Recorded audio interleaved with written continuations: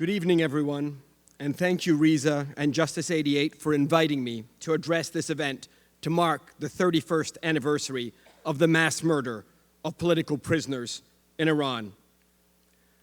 I also want to acknowledge the presence here tonight of the Honorable Irwin Cotler, somebody that is an inspiration for so many of us on Parliament Hill, and of course, to the family of Paul Doer. It saddens me that I didn't have the opportunity to sit in the House with Paul or to sit on the Foreign Affairs Committee, which I served on in this past Parliament with Paul, because I know the impact that he had across party lines in fighting for justice for situations like Iran and so many other places around the world. And to Professor Cotler, to Irwin, he has been a mentor of mine for close to 2 decades. And his leadership, his guidance, his wisdom is something that casts such a large shadow in the halls of Parliament to this day. And thank you for all you do standing up for human rights around the world.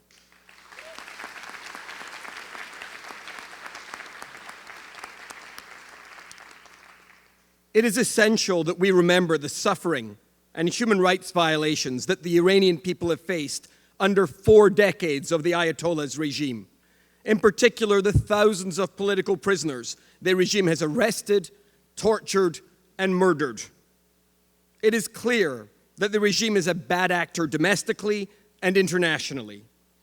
Every year we see a further decline in the human rights situations in Iran and the increasing export of this contempt for human rights across the Middle East and far, far beyond.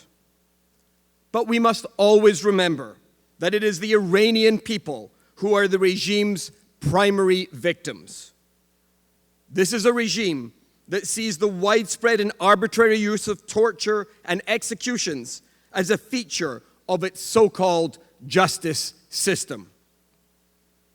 The case of Saeed Malikpour is just one example of this cruel and arbitrary system.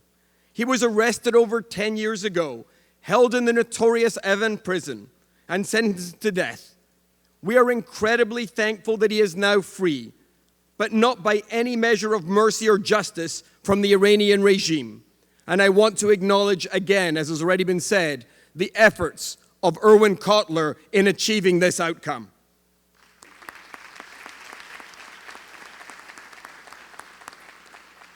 This is a regime that has institutionalized discrimination and persecution against women, religious minorities, and marginalized groups. Every day, Iranians suffer under a regime that denies their inherent rights. Through corruption, mismanagement, and capriciousness, the regime holds the Iranian people back from achieving their great potential. Outside of Iran's borders, the regime exports its disdain for fundamental human rights as a destabilizing influence across the region.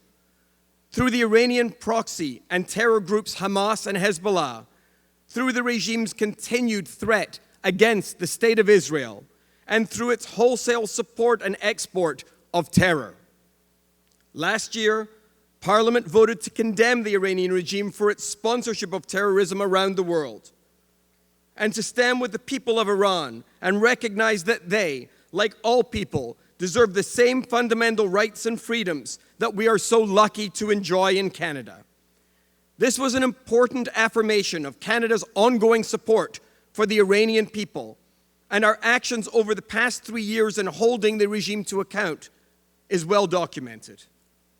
Canada continues to uphold strict sanctions against Iran to hold it to account for its atrocious human rights record and nuclear and ballistic missile programs, including against senior regime figures. Canada continues to sponsor and organize the annual UN resolutions condemning the Iranian regime's atrocious human rights record, which last year saw an increased number of countries support that resolution at the UN. For the past 6 years in Parliament, initiated by the Honorable Irwin Cotler, and with the support of all parties, the annual Iran Accountability Week at the Subcommittee on International Human Rights has shone a light on the regime's human rights practices, an initiative which we are all very proud of on Parliament Hill. It's clear that the Iranian regime must continue to be held to account to end the impunity of its gross repression of the Iranian people. The Iranian people deserve nothing less. Iranians deserve the same rights.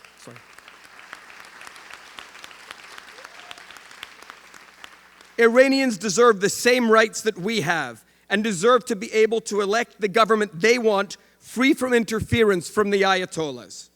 As Canadians, we will always stand with the Iranian people and condemn the regime's ongoing atrocities. Thank you for inviting me on this solemn occasion tonight.